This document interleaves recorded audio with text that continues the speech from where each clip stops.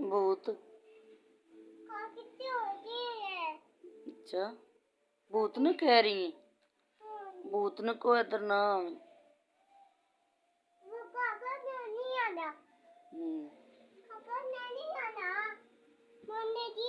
जी जी भूत ना आई, काका सो गया ही ना, इधर नहीं आना।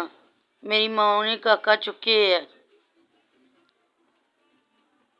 किस दा काका है जी? भूत ना आई।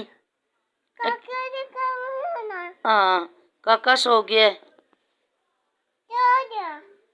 हुण ना आई, उनको हुण ना आवी जी।